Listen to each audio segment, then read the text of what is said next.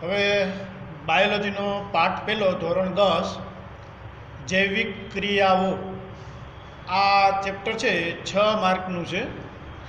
ખૂબ અગત્યનું ચેપ્ટર છે અને આમાં આપણે થોડીક આકૃતિઓ પણ તમને મેં વેકેશનમાં આપેલી હતી. જૈવિક ક્રિયાઓ, તો પહેલાં જૈવિક ક્રિયાઓ એટલે શું? તો કે સજીવોની અંદર જે પ્રક્રિયાઓ થાય છે, આપણા શરીરમાં પાચન છે, આપણે શ્વાસ લઈએ છીએ,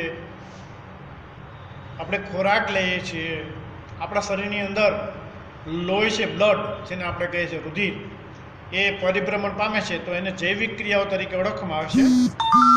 જૈવિક ક્રિયાઓ છે એ સામાન્ય રીતે કેમાં થાય? તો કે સજીવોની અંદર, સજીવ અને નિર્જીવ. સજીવ કેને કહેવાય, નિર્જીવ કેને કહેવાય? કે જેની અંદર જૈવ રાસાયણિક પ્રક્રિયાઓ ચાલતી હોય તો એને સજીવ કહે છે. અને નિર્જીવ કે જેની અંદર કોઈ પણ જાતની જૈવ રાસાયણિક પ્રક્રિયાઓ ચાલે નહીં. દાખલા તરીકે લાકડું, આ ચોપડી, બરાબર?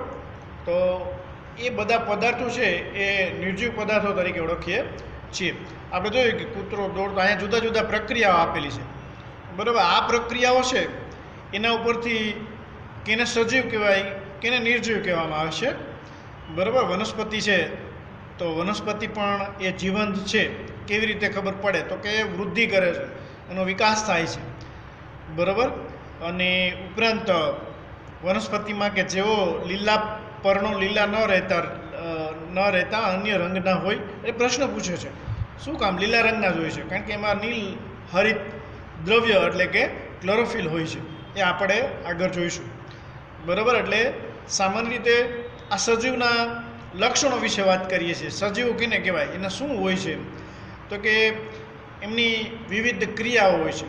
કે દાખલા તરીકે વૃદ્ધિ સંબંધિત અન્ય કોઈ કાર્ય કરી શકે છે. વનસ્પતિ દેખીતી રીતે વૃદ્ધિ પામતી નથી, એ જીવંત છે, દેખીતી રીતે વૃદ્ધિ નથી પામતી. એનો મિનિંગ શું? દેખીતી રીતે, ઝડપથી. દેખીતી રીતે એટલે ઝડપથી. આપણે એમ ન કહી શકીએ કે 8 દિવસમાં વૃક્ષ મોટું, લીમડો એક જબરજસ્ત થઈ જશે, આજે બીજ નાખ્યું અને થોડાક દિવસમાં મોટો થઈ જશે, એવું ન હોય. અને વૃદ્ધિ ધીમી થાય છે, બરાબર? એટલે આપણે જોઈ અનુભવી નથી શકતા, આમ કહી નથી શકતા કે આ લીમડો દેખી રીતે વૃદ્ધિ થાય છે. દેખીતી રીતે હલનચલન, દેખીતી રીતે એટલે આપણે એને અનુભવી શકીએ એ રીતે હલનચલન વગર શ્વાસ લેતા હોય છે પ્રાણીઓ. એટલે હલનચલનને જીવંત હોવાની લાક્ષણિકતાની વ્યાખ્યા ગણી શકાય. એટલે આપણે એમ કહીએ કે વૃદ્ધિ જીવંત પ્રાણીઓ કેને કહેવાય? તો કે જે હલનચલન કરી શકે એ જીવંત એમ ન કહી શકાય, બરાબર? બીજા ફકરામાં જોઈએ તો ખૂબ જ નાના પાયે થનારી ક્રિયાઓ નરી આંખે જોઈ શકતા નથી. ખૂબ જ નાના પાયા કે અણુઓની ગતિ કે કાર્યો, અદૃશ્ય આણ્વિક ગતિ કે કાર્ય જીવન જરૂરી માટે જરૂરી છે? પ્રશ્ન પૂછ્યો છે આપણે. તો ખરેખર આપણે જીવ વૈજ્ઞાનિકો છે એ એને પોતાના એમ કીધું છે કે હકારાત્મક જવાબ આપે છે કે હકારાત્મક હોઈ શકે છે. અને એક બીજું વિષાણુની વાત કરી છે, વાયરસ, બરાબર? વાયરસ કોઈ એક પદાર્થ છે. હવે આ કેવો પદાર્થ છે કે જ્યારે કોઈ સજીવના શરીરમાં આવે ત્યારે એ જીવંત બની જાય છે, અને જ્યારે અનુકૂળ પરિસ્થિતિમાં ન હોય ત્યારે મૃત્યુ એટલે કે કોઈ એક નિર્જીવ પદાર્થ તરીકે વર્તે છે. દાખલા તરીકે આપણે કોરોના વાયરસની વાત કરીએ છીએ તો કે કોરોના વાયરસ છે જ્યારે માનવ શરીરમાં પ્રવેશે છે ત્યારે જ એક્ટિવ થાય. ખરેખર એ હવામાં, જમીન ઉપર પડ્યો હોય ત્યારે કોઈ પણ જાતનો એ સક્રિય હોતો નથી, અથવા એને જીવંત ન કહી શકાય, એમ કહી શકાય. હવે જીવન માટે આણ્વિક ગતિ કે ક્રિયાઓ કેમ જરૂરી છે, શા માટે જરૂરી છે, બરાબર? તો અગાઉના ધોરણોમાં આપણે જોઈ ગયા કે સજીવની સંરચના સુસંગઠિત એટલે કે સુઆયોજિત હોય છે સજીવમાં. તો આપણે પ્રાણીઓની વાત કરીએ તો પ્રાણીઓની અંદર મોટા સજીવો છે, તો એ મોટા સજીવો છે એની અંદર આપણે જુદા જુદા અંગો હોય છે. અંગોની અંદર આંતરિક રચનાઓ હોય છે. દાખલા તરીકે આપણું પાચન તંત્ર, જીભથી કરીને મુખ, અન્નનળી, બરાબર, જઠર, નાનું મોટું આંતરડું વગેરે. અને બધા પેશીઓના બનેલા હોય છે. અને પેશીઓમાં કોષો હોય છે, અને કોષોમાં નાના ઘટકો હોય છે.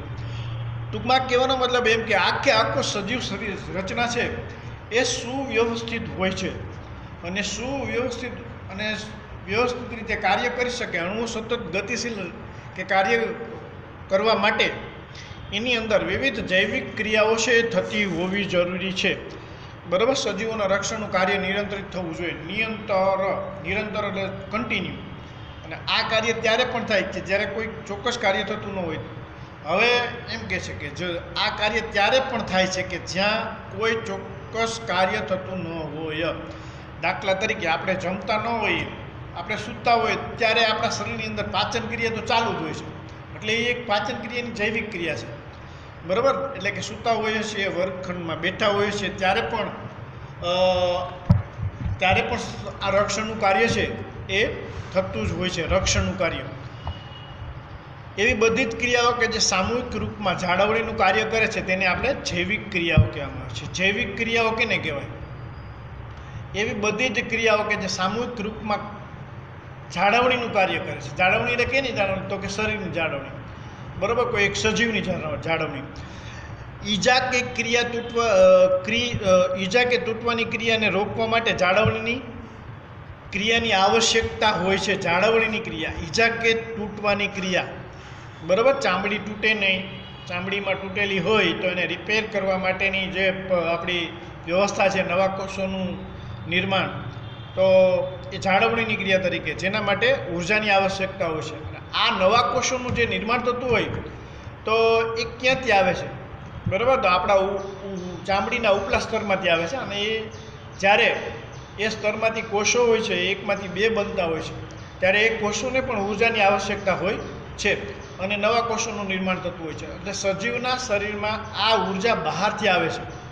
આપણા શરીરમાં સજીવ એટલે પ્રાણીઓ કે વનસ્પતિ કોઈ પણ એકકોષી બેક્ટેરિયાથી કરી અને મોટા મોટા વેલ, હાથી જેવા પ્રાણીઓ, જેથી ઉર્જાના સ્ત્રોતને બહારથી સજીવના શરીરમાં સ્થળાંતર કરવા માટે કોઈ ક્રિયા થવી જોઈએ.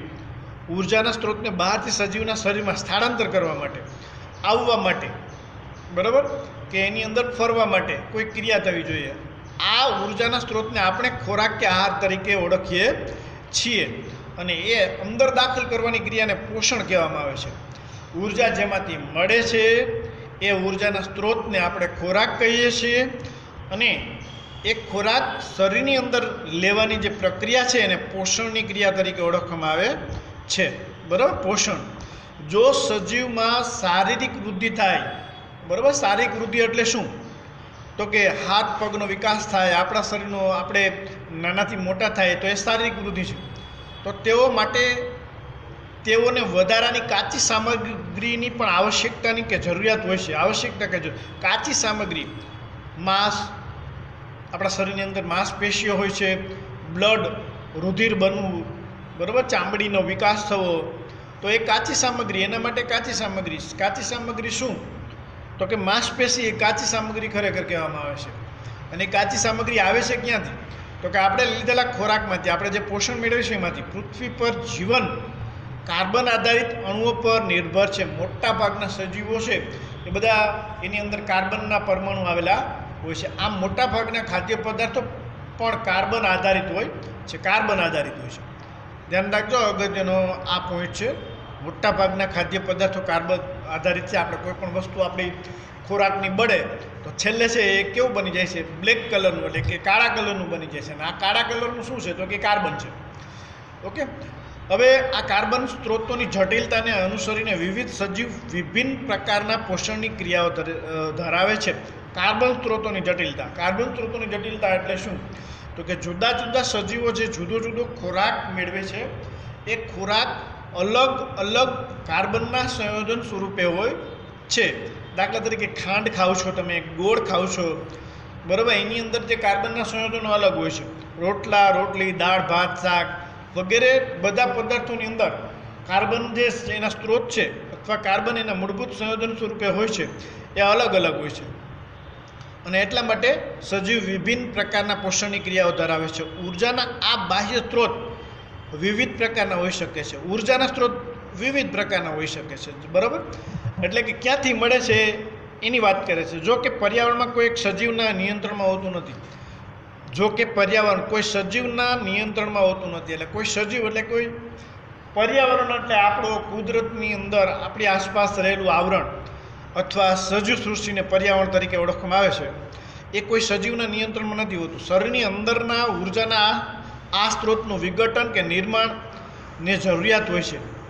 હવે શરીરની અંદર જે આ ઉર્જાના સ્ત્રોત છે એનું વિઘટન કે નિર્માણ એટલે કે ડાયરેક્ટ રોટલી દાળ ભાત શાક છે એ સીધું ઉર્જામાં રૂપાંતર નથી પામતું, પણ આપણા શરીરની અંદર એ બ્લડની અંદર જાય, રુધિરની અંદર જાય, કોષોમાં પહોંચે અને ત્યાંથી એનું વિઘટન થઈ અને ઉર્જા મળે છે. જેથી આ અંતિમ ઉર્જાનો સ્ત્રોત એક સામાન્ય ઉર્જા સ્ત્રોતમાં પરિવર્તન થવું જોઈએ અને આ વિવિધ અણુઓની આણ્વીય ગતિ કે કાર્યો માટે તેમજ વિવિધ સજીવના શરીરના રક્ષણ કે વૃદ્ધિ માટે ઉપયોગી આવશ્યક અણુઓનું નિર્માણ થવું જોઈએ. તેના માટે શરીરની અંદરની રાસાયણિક ક્રિયાઓ કે શૃંખલાની જરૂરિયાત હોય છે. ઓક્સિડેશન રિડક્શન આપણે અગાઉ જોઈ ગયા. અણુઓના વિઘટનની કેટલીક સામાન્ય રાસાયણિક પ્રક્રિયાઓ છે ઓક્સિડેશન રિડક્શન, અને તેના માટે વધુ માત્રામાં શરીરની બહારના સ્ત્રોતમાંથી ઓક્સિજન મેળવવો પડે છે. શ્વાસોશ્વાસ માટે ઓક્સિજન મેળવીએ છીએ. એટલે કે આપણે જોયું કે ઓક્સિડેશન પ્રક્રિયાનું ઉદાહરણ તો કે સજીવની અંદર શ્વસન પ્રક્રિયા છે એ ઓક્સિડેશન પ્રક્રિયા છે કે શરીરની બહારથી ઓક્સિજનને ગ્રહણ કરી કોષોની આવશ્યકતા કે જરૂરિયાતને અનુલક્ષીને ખાદ્ય સ્ત્રોતોનું વિઘટનમાં રૂપાંતર કરવાની ક્રિયાને આપણે શ્વસન કહીએ છીએ. શ્વસન એટલે શું?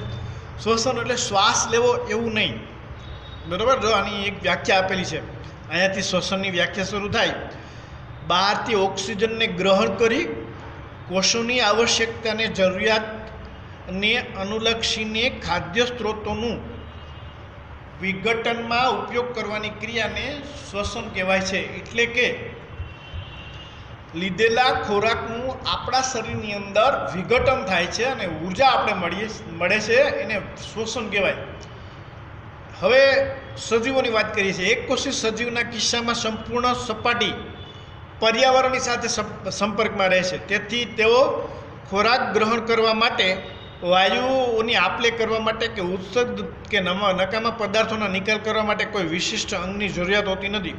એકકોષી બેક્ટેરિયા, અમીબા, પેરામિશિયમ વગેરે આવા સજીવો છે એની સપાટી ડાયરેક્ટ સીધી પર્યાવરણ સાથે હવા, જમીન, પાણી વગેરે પર્યાવરણીય ઘટકો સાથે સંપર્કમાં હોય છે. એટલે ડાયરેક્ટ સીધા એ વાયુઓને આપલે કરે છે, બરાબર? એના માટે આપણી જેમ નાક, ફેફસા એવું કંઈ હોતું નથી.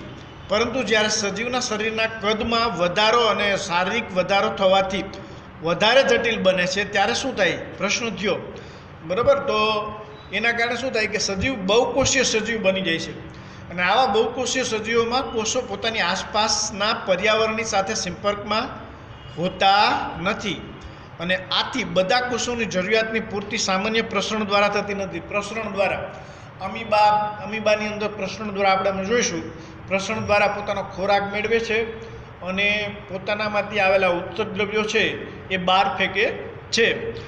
હવે અગાઉ આપણે જોઈ ગયા કે બહુકોષીય સજીવોમાં વિવિધ કાર્યો કરવા માટે ભિન્ન ભિન્ન અંગનું વિશિષ્ટીકરણ પામે છે, બરાબર? ભિન્ન કાર્યો. આપણા મનુષ્યની વાત કરીએ તો ઓક્સિજન અને કાર્બન ડાયોક્સાઇડ લેવા અને બહાર કાઢવા માટે શ્વસન તંત્ર છે. ઉપરાંત પાચન તંત્ર આપણે ખોરાકનું પાચન કરવા માટે છે. ઉત્સર્જન તંત્ર છે આપણા શરીરની અંદર વધારાના ઝેરી દ્રવ્યોનો નિકાલ કરવા માટેનું છે. મગજ, ચેતાતંત્ર શરીરની અંદર વિશિષ્ટ કાર્ય કરવા માટે, આખું સંચાલન કરવા માટેનું છે. આપણે આ ચોક્કસ પેશીઓથી અને સજીવના શરીરમાં તેઓ સંગઠિતથી પરિચિત છીએ, બરાબર? કે તેમાં કોઈ આશ્ચર્ય નથી કે ભાઈ એમાં કોઈ નવીન નથી કે ખોરાક અને ઓક્સિજનનું અંતઃગ્રહણ ધરાવતા વિશિષ્ટ પ્રકારની પેશીનું કાર્ય કરે છે. ધોરણ 9 એની અંદર આપણે પેશી ભણી ગયા છીએ. ખોરાક તેમજ ઓક્સિજનનું અંતઃગ્રહણ કેટલાક ચોક્કસ અંગો દ્વારા થાય. આપણે ખબર છે મનુષ્યમાં શ્વાસ દ્વારા, નાક દ્વારા અને ફેફસા દ્વારા રુધિરમાં પડે છે. બીજા જુદા જુદા પ્રાણીઓની અંદર આ પ્રક્રિયા છે એ અલગ રીતે થાય છે. દાખલા તરીકે માખી છે, મચ્છર છે, એની અંદર શ્વસન નલિકા હોય છે અને દેડકા છે એ ચામડી દ્વારા અને ફેફસા દ્વારા શ્વસન કરે છે, ઓક્સિજન લે છે. પરંતુ તેની જરૂરિયાત શરીરના બધા ભાગોને હોય છે. એટલે શરીરના બધા ભાગો જેટલા કોષ હોય, જીવંત કોષ છે, બધા કોષોને ખોરાક અને ઓક્સિજનની જરૂર પડે છે. અને એના માટે બધા કોષોને આ પૂરું પાડવા માટે વહન તંત્રની આવશ્યકતા હોય છે. એ આપણે પછી જોઈશું વહન તંત્ર. જ્યારે રાસાયણિક પ્રક્રિયાઓમાં કાર્બન સ્ત્રોત અને ઓક્સિજનનો કાર્બન સ્ત્રોત એટલે શું તો કે ખોરાક, ઓક્સિજનનો ઉપયોગ ઉર્જા પ્રાપ્તિ કરવા માટે થાય છે, ત્યારે એવા નિપજો કે ઉત્પાદકો પણ બને છે જે શરીરના કોષો માટે બિન ઉપયોગી હોય છે અને ઉપરાંત એ હાનિકારક પણ હોઈ શકે છે, બરાબર. આવા નકામા ઉત્સર્ગ દ્રવ્યો, આવા પદાર્થોને ઉત્સર્ગ દ્રવ્યો તરીકે ઓળખવામાં આવે છે, બરાબર. અને એના માટે એને બહાર કાઢવા પણ જરૂરી છે અને આ ક્રિયાને આપણે શું કહીએ છીએ? ઉત્સર્જનની ક્રિયા કહેવામાં આવે છે. પછી જોઈશું ઉત્સર્જન તંત્રમાં. જો બહુકોષીય સજીવો છે એમાં શરીર અંગ સંરચના મૂળભૂત નિયમોનું પાલન કરે છે, તો ઉત્સર્જન માટે વિશિષ્ટ પેશીઓનું સર્જન થશે, બરાબર. મૂળભૂત નિયમો, શરીર અંગ સંરચના, મૂળભૂત નિયમો એટલે શું તો કે પાચન થવું, શરીરની અંદર દબાણ દ્વારા ઓક્સિજન અને કાર્બન ડાયોક્સાઇડ, વાયુનું પણ ઓક્સિજન અને કાર્બન ડાયોક્સાઇડનું લેબ આપલે થાય છે, ખોરાક છે એ શરીરની અંદર ભળે છે, પાણી આપણે પીએ છીએ તો પાણીનું શોષણ થાય છે, તો એ બધા નિયમો કહેવાય. તો ઉત્સર્જન માટે વિશિષ્ટ પેશીનું સર્જન થશે, બરાબર. આનો અર્થ એવો થયો કે પરિવહન તંત્રએ ઉત્સર્ગ દ્રવ્યોને કોષોમાંથી ઉત્સર્જન પેશી સુધી પહોંચાડવા પડશે. એના માટે અલગ અલગ કાર્યો કરવામાં આવે છે. એમાં પહેલું કાર્ય છે ને પોષણ. હવે પોષણની વાત કરીએ છીએ. આ તમને બેઝિક વાત કરી કે સજીવોની અંદર કઈ કઈ પ્રક્રિયાઓ થાય છે અને કઈ પ્રક્રિયાઓ કરવા માટે એની અંદર ખોરાક લે છે, તો શા માટે આ બધી પ્રક્રિયાઓ છે એ જરૂરી છે. તો પોષણ એટલે શું, બરાબર. પોષણ કેને કહેવાય તો કે અહીંયા વ્યાખ્યા આ પહેલા ફકરામાં કંઈ વ્યાખ્યા નથી આપેલી, પણ જુઓ તો રક્ષણ કરવા માટે ઉર્જાની જરૂરિયાત હોય છે સજીવના શરીરની. વૃદ્ધિ, વિકાસ, પ્રોટીન સંશ્લેષણ માટે આપણે બહારથી પદાર્થોની જરૂરિયાત હોય છે. આ ઉર્જાનો સ્ત્રોત અને પદાર્થો જે આપણે જમીએ છીએ તેને આહાર કે ખોરાક કહેવામાં આવે છે અને આ ખોરાક લેવાની જે પ્રક્રિયા છે એને પોષણ કહેવામાં આવે છે. હમણાં આગળ જોઈશું આપણે ખોરાક કેવી રીતે પ્રાપ્ત કરે છે, બરાબર. સજીવો તો કે જુદા જુદા સજીવો છે અલગ અલગ રીતે ખોરાક પ્રાપ્ત કરે છે. અકાર્બનિક સ્ત્રોતોમાંથી કાર્બન અને પાણીના સ્વરૂપમાં સરળતમ પદાર્થો પ્રાપ્ત કરે છે. આ સજીવો સ્વયંપોષી છે, બરાબર. જે સજીવો પોતાનો ખોરાક જાતે બનાવે છે એવા સજીવોને સ્વયંપોષી સજીવો કહેવાય, કે જેમાં લીલી વનસ્પતિ અને કેટલાક જીવાણુઓનો સમાવેશ થાય છે. બીજા સજીવો જટિલ પદાર્થોનો ઉપયોગ કરે છે અને આ જટિલ પદાર્થોને સરળ પદાર્થોમાં વિઘટન કે વિખંડન કરવા માટે આવશ્યક હોય છે અને જાળવણી અને વૃદ્ધિ માટે ઉપયોગી બની શકે છે. તેઓ પ્રાપ્ત કરવા માટે સજીવ જૈવ ઉદ્દીપકનો ઉપયોગ કરે છે, જેને ઉત્સેચકો કહેવામાં આવે છે, બરાબર. સજીવ જૈવ ઉદ્દીપકનો ઉપયોગ કરે છે. આમ વિષમપોષી અસ્તિત્વ ટકાવી રાખવા માટે પરોક્ષ કે પ્રત્યક્ષ કે પરોક્ષ રીતે સ્વયંપોષી પર આધારિત હોય છે, બરાબર. પ્રાણી અને ફૂગ આ પ્રકારના વિષમપોષી સજીવો છે. સજીવોના બે પ્રકારો, સ્વયંપોષી સજીવો અને વિષમપોષી સજીવો. સ્વયંપોષી સજીવોની વાત કરીએ તો પોતાનું પોષણ જાતે મેળવે છે. અહીંયા જો આપેલી છે કે કાર્બન અને ઉર્જાની જરૂરિયાતો પ્રકાશ સંશ્લેષણ દ્વારા પૂરી થાય છે. આ ક્રિયા કે જેને સ્વયંપોષી બહારથી લીધેલા પદાર્થોને ઉર્જા સંચિત સ્વરૂપમાં પરિવર્તિત કરી નાખે છે અને આ પદાર્થો કાર્બન ડાયોક્સાઇડ અને પાણીના સ્વરૂપમાં લેવાય છે. એટલે હવામાંથી કાર્બન ડાયોક્સાઇડ અને મૂળવાટે પાણી શોષે છે, જે સૂર્યપ્રકાશ અને ક્લોરોફિલની હાજરીમાં કાર્બોદિતમાં પરિવર્તિત કરી નાખે છે. અને આ પ્રક્રિયા છે, બરાબર, એ પ્રક્રિયાને પ્રકાશ સંશ્લેષણની પ્રક્રિયા તરીકે ઓળખવામાં આવે છે, બરાબર. આ પ્રકાશ સંશ્લેષણની પ્રક્રિયા છે એ દરમિયાન જે કાર્બોદિત બને છે એ તરત જ વપરાતા નથી. કાર્બોદિત એટલે ગ્લુકોઝ, તે સ્ટાર્ચ કણ કે મંડ કણના સ્વરૂપમાં સંચિત થાય છે, એટલે કે સંગ્રહ થાય છે. બધો જ બનાવેલો બધો જ ગ્લુકોઝ છે એ એના શરીરમાં સંચિત થતો નથી, વધારાનો છે ઉપયોગ નથી થઈ જતો, પણ એ સંચિત એટલે કે સંગ્રહ થાય છે અને દાળી મોટી થાય છે, એનું થડ મોટું થાય છે, બરાબર. જે આંતરિક ઉર્જા સંગ્રહની જેમ કાર્ય કરે છે. વનસ્પતિઓ દ્વારા જરૂરિયાત અનુસાર ઉપયોગમાં પણ લઈ શકાય છે અને આવા પ્રકારની પરિસ્થિતિ આપણા શરીરની અંદર પણ જોઈ શકાય છે. અને આપણા શરીરમાં ખાવા માટે લીધેલા ખોરાકમાંથી ઉત્પન્ન થયેલા ઉર્જાનો કેટલોક ભાગ શરીરમાં ગ્લાયકોઝનના સ્વરૂપમાં સંચય પામતો હોય છે. ખાસ અગત્યનું કે શરીરની અંદર લીધેલો વધારાનો ખોરાક કયા સ્વરૂપમાં સંચય પામે, તો કે ગ્લાયકોઝન. જો અહીંયા ખૂબ અગત્યની પ્રકાશ સંશ્લેષણની પ્રક્રિયા આપેલી છે, આ યાદ રાખવી જરૂરી છે.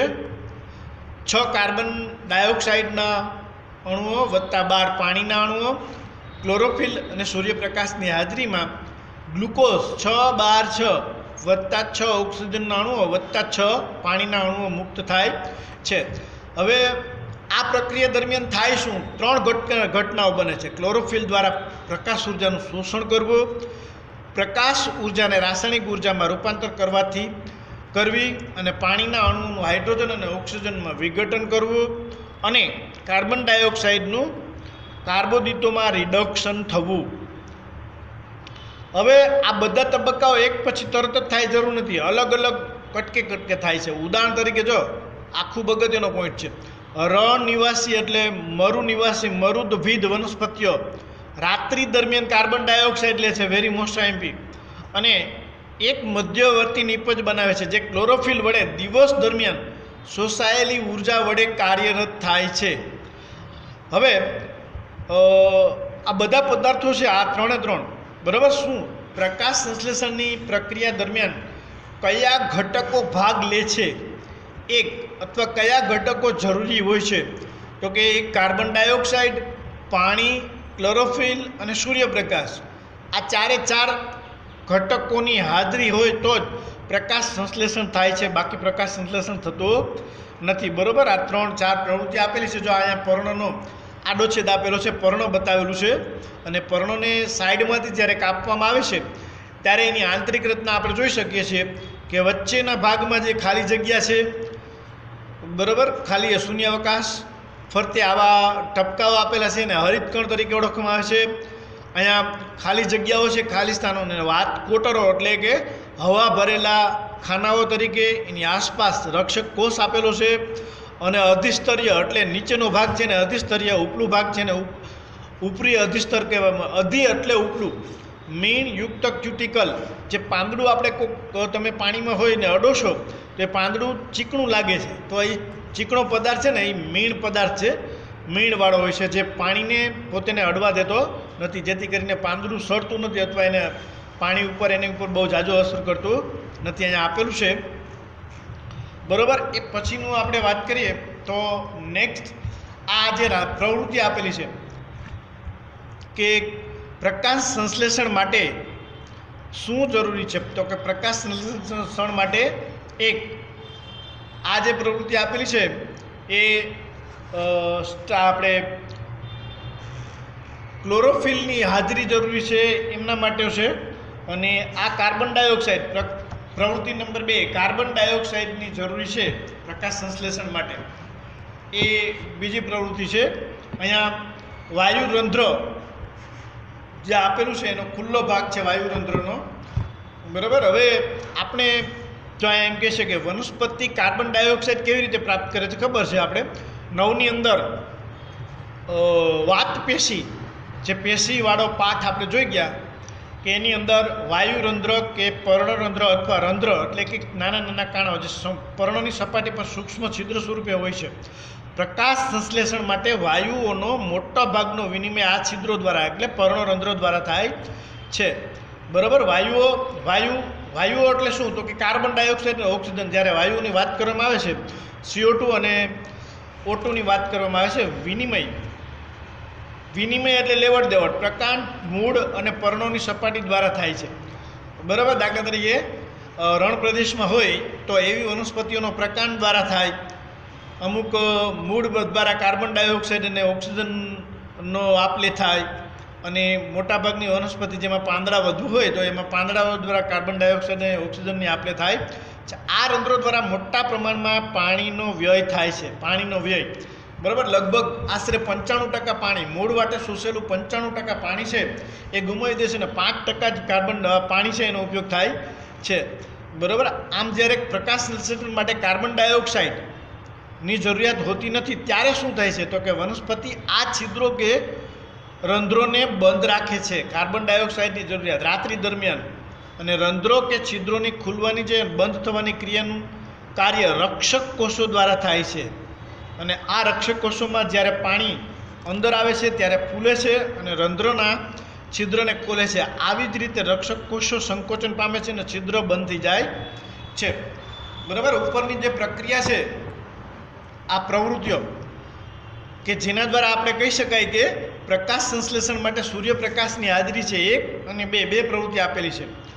હવે આ આખા જે ભાગ તમને સમજાવ્યો એમાં સ્વયંપોષી સજીવો પોતાની ઉર્જાની જરૂરિયાત છે એ કેવી રીતે પ્રાપ્ત કરે છે. ઉર્જાની જરૂરિયાત બધા જ સજીવો માટે ઉર્જા જરૂરી છે. ઉર્જા વિના કોઈ સજીવ છે એનું અસ્તિત્વ શક્ય નથી. અને તેઓ પોતાના શરીરના નિર્માણ માટે અન્ય કાચી સામગ્રીની જરૂરિયાત હોય છે. કાચી સામગ્રી એટલે શું? તો કે કાચી સામગ્રી એટલે કાર્બન ડાયોક્સાઇડ, પાણી, બરાબર. કાર્બન ડાયોક્સાઇડ અને પાણી એ એની કાચી સામગ્રી હોય છે વનસ્પતિ માટે, જે સ્વયંપોષી સજીવો, અને ક્લોરોફિલ અને સૂર્યપ્રકાશ. સ્થળજ વનસ્પતિઓ આ કાચી સામગ્રી પાણીની પ્રાપ્યતા મૂળ દ્વારા ભૂમિમાંથી પાણીનું શોષણ કરીને મેળવે છે. આ ઉપરાંત અમુક તત્વોની પણ જરૂરિયાત હોય છે. ફક્ત કાર્બન ડાયોક્સાઇડ, પાણી અને સૂર્યપ્રકાશ અને ક્લોરોફિલ નહીં, પરંતુ નાઇટ્રોજન, ફોસ્ફરસ અને આર્યન, ધ્યાન રાખજો, આર્યન એટલે લોહ, મેગ્નેશિયમ જેવા અન્ય દ્રવ્યો કે પદાર્થો ભૂમિ કે જમીનમાંથી મેળવે છે. આ પદાર્થો અને નાઇટ્રોજન એક ખૂબ જ આવશ્યક તત્વ છે. વનસ્પતિની વૃદ્ધિ માટે સૌથી અગત્યનું તત્વ હોય તો એ નાઇટ્રોજન છે, જેનો ઉપયોગ પ્રોટીન અને અન્ય સંયોજનોના સંશ્લેષણ માટે થાય છે, જે અકાર્બનિક નાઇટ્રેટ કે નાઇટ્રાઇટ સ્વરૂપમાં મેળવાય છે.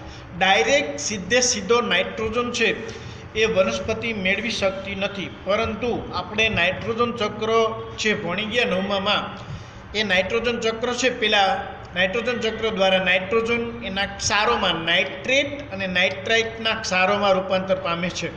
વીજળીનો ચમકારો હોય કે બેક્ટેરિયાઓ છે આ નાઇટ્રાઇટ ક્ષારોમાં રૂપાંતર કરે છે.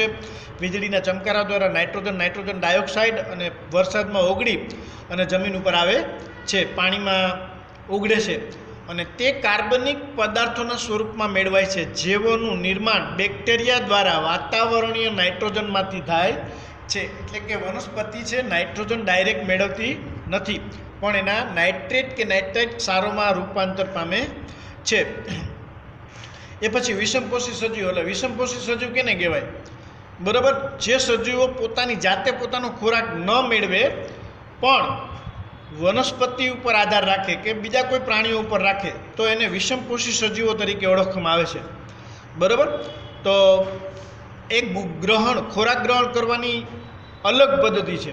ઉદાહરણ તરીકે જો ખોરાકનો સ્ત્રોત અચળ જેમ કે ઘાસ, ગતિશીલ જેમ કે હરણ કે કોઈ પણ પ્રાણીઓ, બંને પ્રકારના ખોરાકના અભિગમની પદ્ધતિ અલગ અલગ હોય છે, એટલે એની ખાવાની પદ્ધતિ છે અલગ અલગ હોય છે. દાખલા તરીકે ગાય અને વાઘ કયા પ્રકારના પોષણનો ઉપયોગ કરે છે એ આપણે જોઈ શકીએ છીએ. તો ગાય છે એ ઘાસનો ઉપયોગ કરે છે, અને વાઘ છે એ ગતિશીલ એટલે કે ગાય, હરણ કે બીજા પ્રાણીઓનો ખોરાક તરીકે ઉપયોગ કરે છે. એટલે ગાય છે ને એ અચળ ખોરાકનો ઉપયોગ કરે છે એમ કહી શકાય. સજીવો દ્વારા ખોરાક ગ્રહણ કરવાની અને તેના ઉપયોગની અનેક પ્રવૃત્તિઓ છે, પદ્ધતિઓ છે.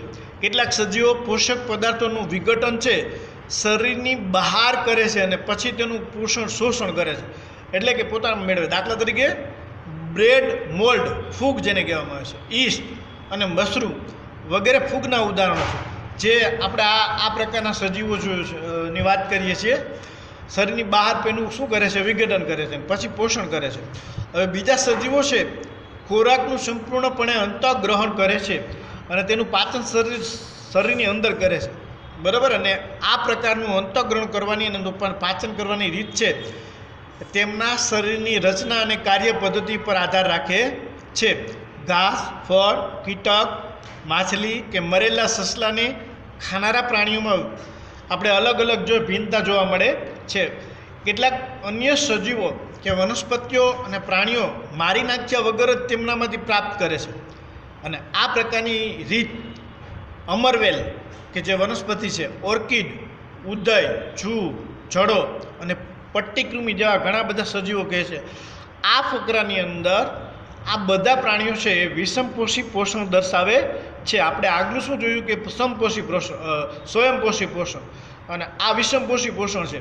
બરાબર. વિષમપોષી પોષણ એટલે શું?